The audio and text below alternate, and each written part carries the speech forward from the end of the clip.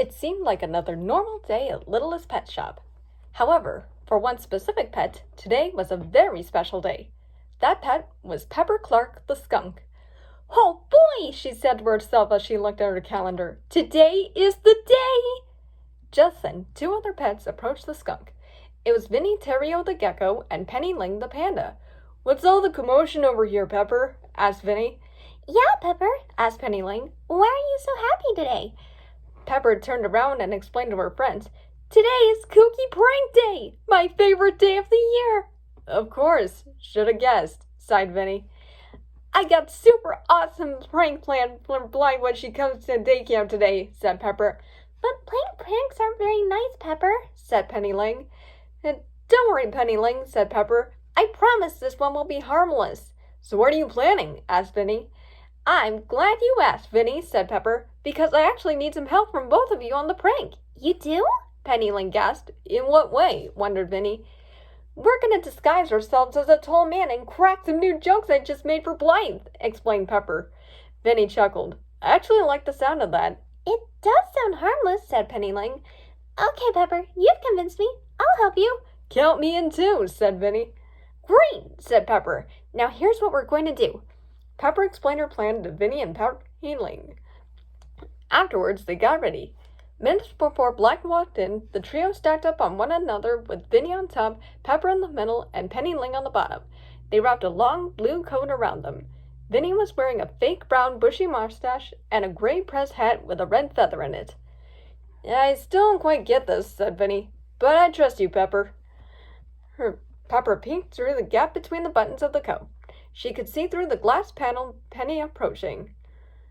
"Here she comes," whispered Pepper. "Just remember to say the lines I deliver you, Vinny. This is going to be great." Pepper hid back in the coat. When Blythe entered the day camp, Penny Ling waddled up to her. Blythe was surprised to see the strange figure before her in the day camp. "Well, it looks like we have a new pet today," said Blythe. Hello. My name's Blythe. What's your name?" Pepper secretly passed all the lines to Vinny. When she said to Blythe, "My name is Victor P. Pelsvik," he said, faking a British accent. "I am here to make you laugh with some funny jokes." "Oh, fun," said Blythe. "You should meet Pepper. She'll get along great with you." "Perhaps I shall," said Vinny. "In the meantime, I shall share my jokes with you." "Let's hear them." Little did the pets know, Blythe saw through their disguise, but she was playing along with them. "When does a car's circulation go off?"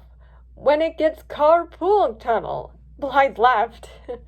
"What is a car's favorite salad?"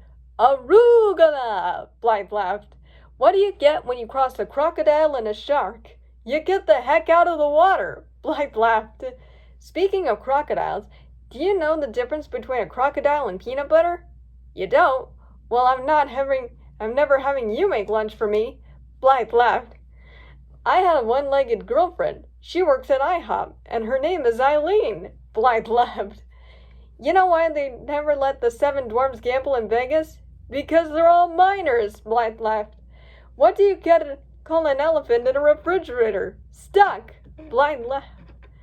"Do you know where is the best place for America to see a lion?" "Maine." Blythe continued to laugh. However, at this moment, Pepper's tail started tickling Penny Ling's nose. Just before Pepper could say her next joke to Vinny, Penny Ling started to build up for a sneeze. Everyone froze when they heard Penny Ling. "What the huh?" Blythe wondered. Penny Ling continued to make sneezy gibberish, and this got Pepper worried she might ruin the act.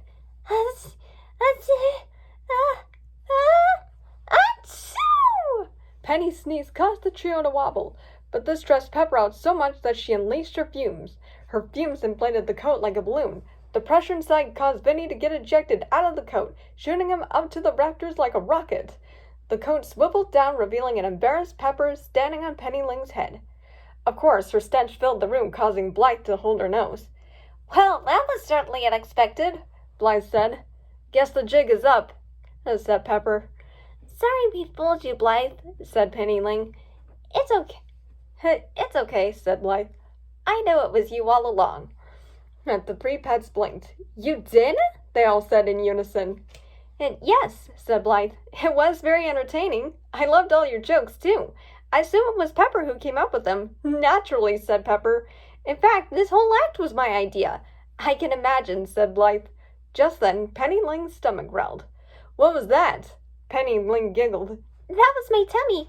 I guess that joke about lunch made me hungry. Now you're talking my language, said Vinny. Lunch actually doesn't sound like a bad idea. The other pets came out. Blythe fed them and then had her own lunch. After that, they were all ready to play for the rest of the day.